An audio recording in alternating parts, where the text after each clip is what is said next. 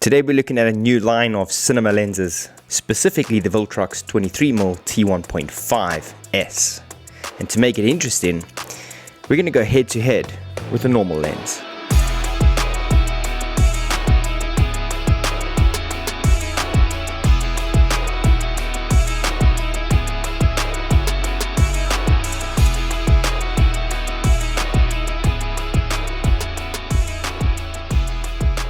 Okay, so what's the deal? A few years into videography and people are talking about cinematic Cine lenses and you need to get yourself cinema lenses. What does that mean when you're coming from a normal lens and you're moving to a cinema lens? Is it actually worth it? By the end of this video, I'm hopefully going to be able to answer that question for you, and that's coming from someone that's probably in the same position that you've been in. And to do that, we need to put it up against a normal lens, something that you and I are both familiar with.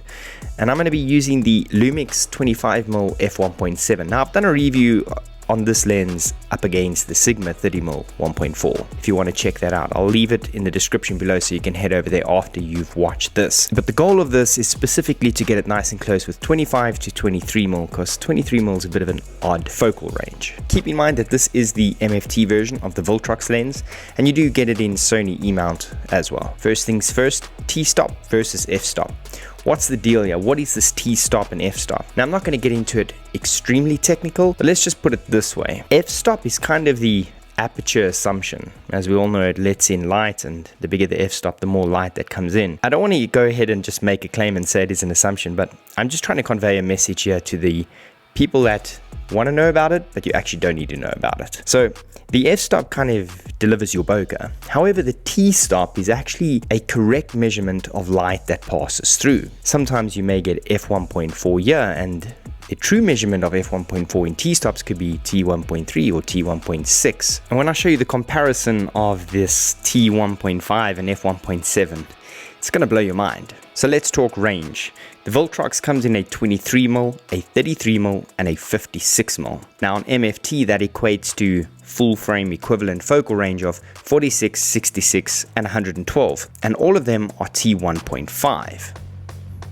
Build quality. Now when it comes to build quality, there's something about a cinema lens that just usually triumphs over every single normal lens. Most Cine lenses are built like tanks. So unlike the Lumix counterpart of this, that's kind of a plasticky metal, you kind of don't know what it is. This is solid metal. And there's a lot of weight to it, but it's not too much, and I think it's because it's quite small, it just feels right. Also, you'll notice that unlike a normal lens, there's no connectors on the mount. That's because they're all manual. All Cine lenses have a manual aperture ring as well as a focus ring. And the focus ring and the aperture ring on here is clickless. In other words, it's extremely smooth when you turn it. And it's got such an amazing feedback to it. It's not as if it just runs away with your fingers, but you can kind of feel that you're turning it. It adds a lot of precision to it. The only way I can kind of explain it is if you've ever turned a nice tripod head and you get that feedback kind of feeling and you know where you're going with it. That's what this feels like. One more point with modern day cameras that have IBIS, because this has no connectors, the camera doesn't really know what lens you put it on.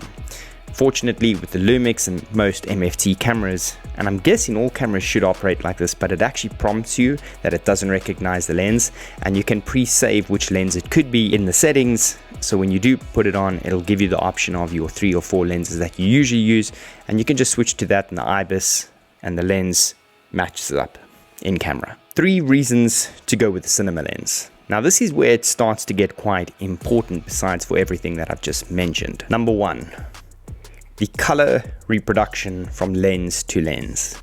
You can go from the 23mm to the 33mm and the 56mm, and the color reproduction of all the lenses is almost identical. Unlike normal lenses, these lenses will differ, and you've probably noticed that when you're switching from a 12 to 35 or a 56, every time you put it on, the color's not exactly the same. So when you're using multiple cameras or you're switching a lot between lenses and you're keeping your camera settings the same, Cine lenses are ideal for that. On that note, the thread size on the front, which is 62mm, is the same across the entire range. So if you buy a very expensive ND, you can swap it out from lens to lens, so you don't have to buy multiple. And the second most important reason is the gears. Now, I know I did mention that they are clickless and they are insanely smooth, but what is great here is that all the gears are in the exact same position, whether you're using the 23mm or the 56mm. So if you've got a cool camera rig that you've set up with a follow focus, or perhaps it's on a gimbal, you can just swap out lenses and the focus gear will sit in the right position. And the third, and probably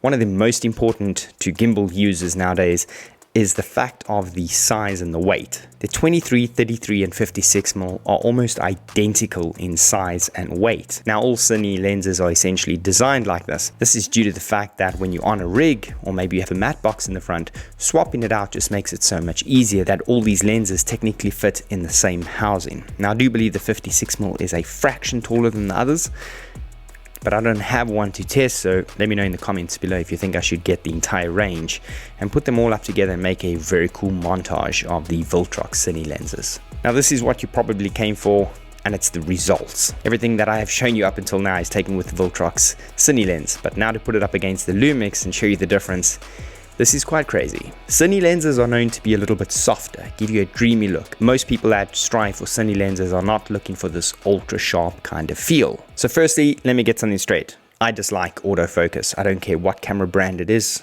I have been using manual focus for years, so for me, autofocus is something that limits my creativity. Manual focus just gives you more control. So for me, using something like this is a lot easier, and you can see it in the shot. Our little boy Cody comes running towards us. It's so easy on these Cine lenses. Now, as opposed to a normal lens that has autofocus, it makes it a little bit more difficult because you're relying on technology that may fail. So I did a side-by-side taking the Lumix 25mm and the Viltrox.